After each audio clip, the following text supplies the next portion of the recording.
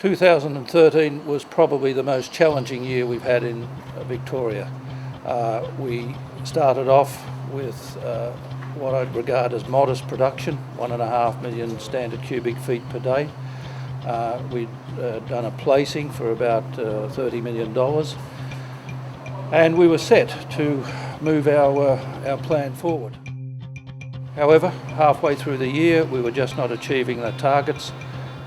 We were failing in many areas, and in August this year, the board decided that we had to make some fairly radical top to bottom changes in the company, and under the leadership of Mark Wilson and others in Cameroon, we really turned this place around.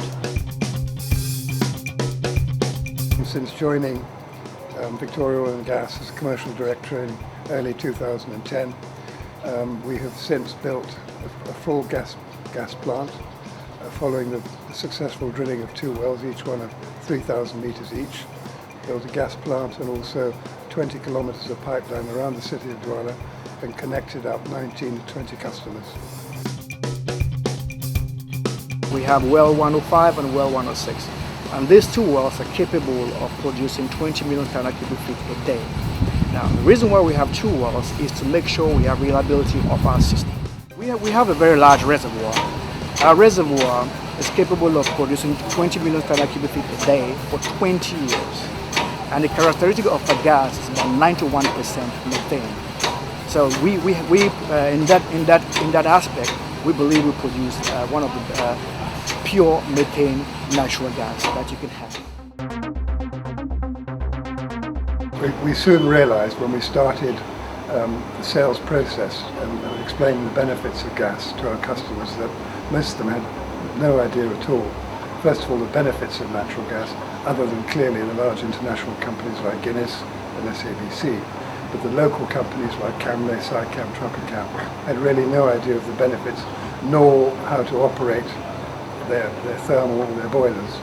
We have indeed companies that have no previous experience with gas. So we start by educating them about gas to get them to a point where they are comfortable with the solution that we provide. So we provided an end-to-end engineering expertise, which started at something called the PRMS, the Pressure Reduction Metering Station, just inside their factory gates. And we actually built the steel pipeline required to go from our PRMS to their boilers. We also advised them on what sort of burners to have and saw that whole process through for each customer. Yeah, what you see here is the pressure reduction and metering station, what we call the PRMS in abbreviation. Here it's the point where the gas from our entire network to this location is being break down. The station is being monitored entirely with the help of a telemetry system directly with our control center. We monitor the pressure both in and outlet. We also monitor the safety valves, the slam shot valves and everything, I mean the regulators as well. So anything that goes on this skid you see here is being monitored to our control center. We assist them by covering upfront the connection cost within their premise. What we actually do is simply pre-finance those costs for them. Those costs are reimbursed once the customer are connected. Customers are UCB, a brewery, SABC, a brewery, Guinness, a brewery, Sycam, a spinning textile company, Camle, which is manufacturing yogurt and other milk products, Chococam, which manufactures chocolate. L'assistance de rodéo, n'eût été cette assistance, on n'aurait pas pu aujourd'hui prétendre à une quelconque utilisation du gaz par rapport à l'utilisation du gaz, ça grâce à l'assistance technique de rodéo. In the last 2.5 years, we've constructed and commissioned over 23 kilometres of HDP pipework that deliver gas to 17 customers.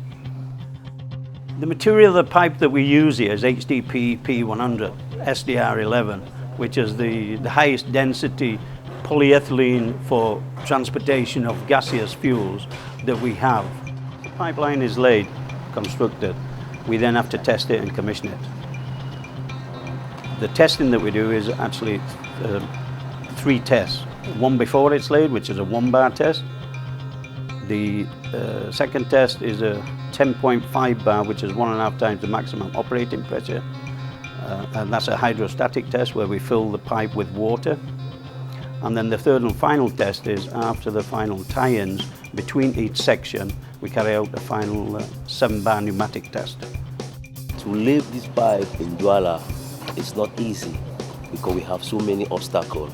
We have the electric underground cable, we have the power, the water pipes under, we have so many obstacles, but it makes our job lively. It does have its difficult conditions, such as 6 months of the year we endure the rainfall, the wet season, normally between June and November. We use horizontal directional drilling methods. There's a ditch which bores underneath the ground at a given level and profile, and then the pipe is pulled in once the final drilling and remit has taken place.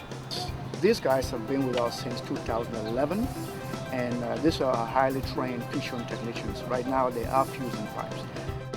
In the beginning we had about 9 of them, and when the consultant company fission provider came, they trained them, and there are some of them that could not make it. During the certification, some of them failed, and we went through the procedure to retest them, and if they fail, we send them away. So what you have right now are 4 best technicians that were certified to do fission work. It took time to build, but I think even before we built the plant, from memory, I had 6 or 7 customers signed up. People have started to come on board, and we've now got, although we've only got 19 or 20 customers signed up, but actually using gas today, we've got 35 gas sales agreements signed in total, waiting for our pipe to reach their premises. The Cameroonian authorities are extremely happy that we're here because we're clearly providing a cleaner energy from the customer point of view.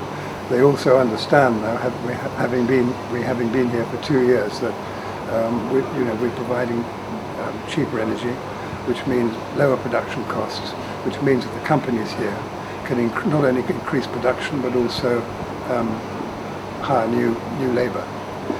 And the other great benefit is that any international company wanting to install or set up an operation here next to one of the best ports in West Africa, i.e. Douala, they probably would not come here if gas was not available as an energy source. We've got a unique position in a country that is going to be very hungry for the next 20 to 30 years for energy. Gas in Cameroon!